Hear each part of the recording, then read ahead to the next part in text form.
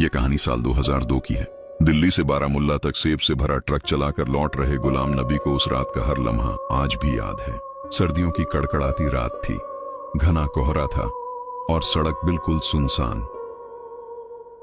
घड़ी में रात के 2 बजे थे जब ट्रक नौगाम पुल पार कर रहा था। अचानक हेडलाइट की रोशनी में एक औरत दिखाई दी। वह सड़क के बीचों बीच आगे चल रही थी और उसके पीछे कई कुत्ते भौंकते हुए भाग रहे थे। गुलाम नबी ने सोचा, शायद कोई बेचारी बूढ़ी मां होगी, कुत्ते उसे काट ना ले। उन्होंने ट्रक रोक दिया और खिड़की खोलकर आवाज दी, मां जी जल्दी गाड़ी में बैठ जाइए। जैसे ही खिड़की खुली, वह औरत एक अजीब सी फुर्ती से उछलकर केबिन में आ बैठी,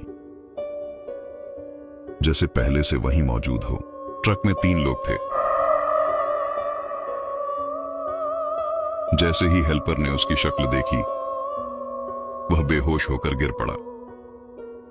उस औरत का चेहरा डरावना था, आंखें लाल, आवाज भारी और जिस्म पर असामान्य रूप से घने बाल।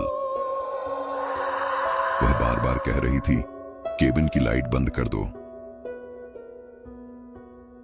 धीरे धीरे उसके पैरों की तरफ देखने लगा और फुसफुसाया, ये इंसान नहीं है।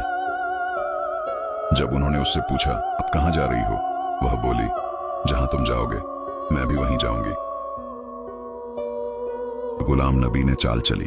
उन्होंने कहा, मासी हमें बहुत भूख लगी है, जिस सीट पर आप बैठी हो उसके नीचे खाना रखा है, जरा नीचे उतर जाओ। पहले वह मानी नहीं, लेकिन फिर धीरे से नीचे उतर गई।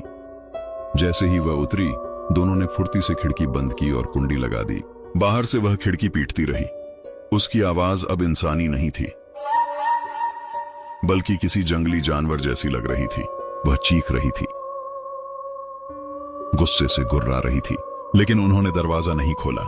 कुछ देर बाद आवाजें अचानक बंद हो गईं। जब उन्होंने हिम्मत कर बाहर देखा, वहां कोई नहीं था। सड़क खाली थी, सिर्फ ठंडी हवा चल रही थी।